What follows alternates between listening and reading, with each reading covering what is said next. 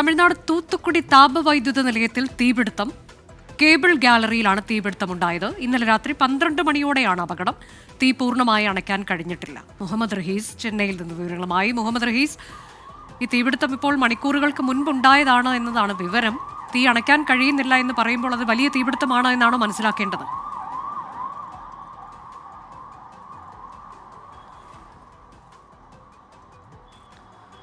അനുജ, ഏതാണ്ട് 12 മണിക്കൂറായി ഇപ്പോൾ തൂത്തുക്കുടി താപ വൈദ്യുത നിലയത്തിൽ തീപിടുത്തമുണ്ടായിട്ട്. ഇന്നലെ രാത്രി 12 മണിക്ക് ശേഷമാണ് ഇവിടെ തീപിടുത്തമുണ്ടായതെന്നാണ് അധികൃതർ അറിയിക്കുന്നത്.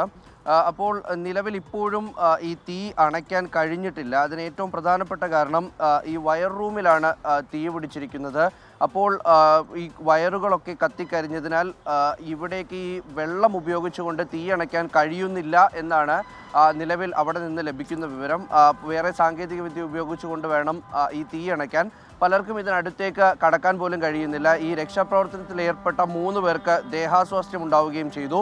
അപ്പോൾ തീ ഒരു വലിയ പ്രദേശത്തേക്ക് പടർന്നിട്ടില്ല. പക്ഷേ ആ കേബിൾ റൂം മുഴുവനായി കത്തി നശിച്ചിട്ടുണ്ട്. കോടിക്കണക്കിന് രൂപയുടെ നാശനഷ്ടം ഉണ്ടായിട്ടുണ്ട്.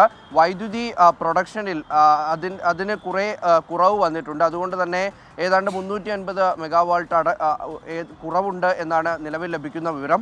അപ്പോൾ അത്തരത്തിൽ ഒരു വലിയ ഒരു അപകടമായി മാറിയിട്ടുണ്ട്. ആരുടെയും ജീവൻ നഷ്ടപ്പെട്ടിട്ടില്ല. പക്ഷേ ഇനിയും തീയണയ്ക്കാൻ കുറേ സമയം വേണ്ടിവരും എന്നാണ് അവിടെ നിന്നും ലഭിക്കുന്ന ഒരു വിവരം. അതുകൊണ്ട് തന്നെ ഇപ്പോഴും 20 യൂണിറ്റ് ഫയർഫോഴ്സ് ആണ് അവിടെ ഉള്ളത്. ഇതിൽ തന്നെ രാവിലെ മുതൽ ഇവർ പലതരത്തിൽ ഈ ഒരു തീ അണയ്ക്കാൻ ശ്രമിക്കുന്നുണ്ട്. പക്ഷേ ഇപ്പോഴും 12 മണിക്കൂർ കഴിയുമ്പോഴും ഇവിടെ തീപിടുത്തം ഉണ്ടായിരിക്കുകയാണ്.